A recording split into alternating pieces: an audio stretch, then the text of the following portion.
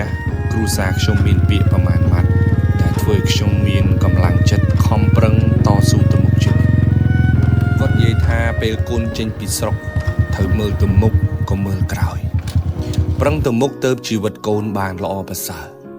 ពេលកូនចេញពីស្រុកកុំស្ដាយគេអាកកុំស្ដាយស្រែចម្ការកុំស្ដាយដីធ្លីដែលពួកគាត់មានបើកូននៅតែសម្លឹងទ្របទាំងអស់នឹងកូនទៅមុខអត់បានឆ្ងាយទេកុំទៅរកលុយបដានឹកឃើញថ្ងៃណាមួយមកលួចទ្រព្យសម្បត្តិទាំងអស់នឹងធ្វើមានវិញអានឹងកូនគិតខុសហើយគាត់និយាយថាកូនចេញពីស្រុកទៅហើយកូនទៅតែប្រឹងលើខ្លួនឯងប្រឹងដោយសមត្ថភាពខ្លួនឯងកសាងភាពមានបានលើខ្លួនឯងស្រុកយើងមានរឿងអស្ចារ្យជាច្រើនជាងទ្រព្យសម្បត្តិដែលម្ដាយក៏ពុំមាននោះទេបើកូនចេះកសាងខ្លួនដែលមានបានលើខ្លួនឯងអានឹងទើបកូនខ្លាំងទៅថ្ងៃនេះគាត់និយាយថាបើមានពេលកូនត្រូវទៅរៀន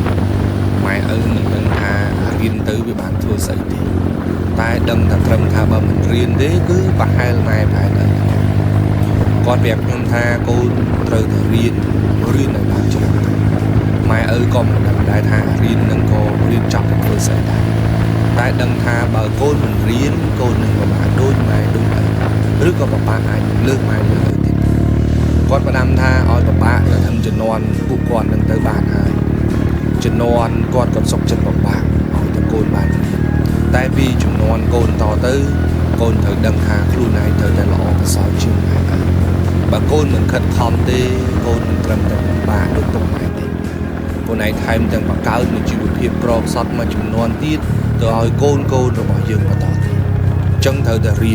រៀនដើម្បីបានចំណេះឲ្យខ្ពង់ខ្ពស់ជាងពុកជាងម៉ែនៅពេលបច្ចុប្បន្ន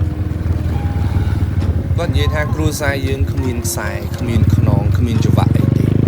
បើកូនខំប្រឹងថ្ងៃណាមួយកូននឹងក្លាយជាទីពឹងដ៏ធំមួយរបស់គ្រួសារយើងកូនមើលទៅជុំវិញខ្លួនបងប្អូនគ្រួសារអ៊ីអ៊ុំសិនទៅអ្នកអត់បើយើងគ្មានខ្សែគ្មានច្រវាក់អីនឹងតោទេអញ្ចឹងហើយកូនកុំភ្លេចខ្លួនឲ្យសោះគ្រួសារយើងគ្មានខ្សែគ្មានខ្នង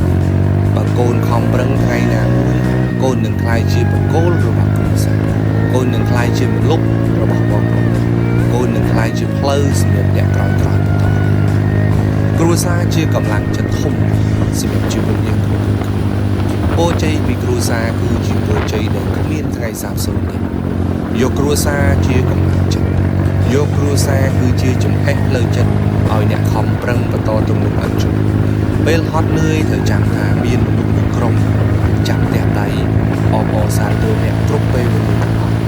អ្នកនោះគឺគ្រួសារ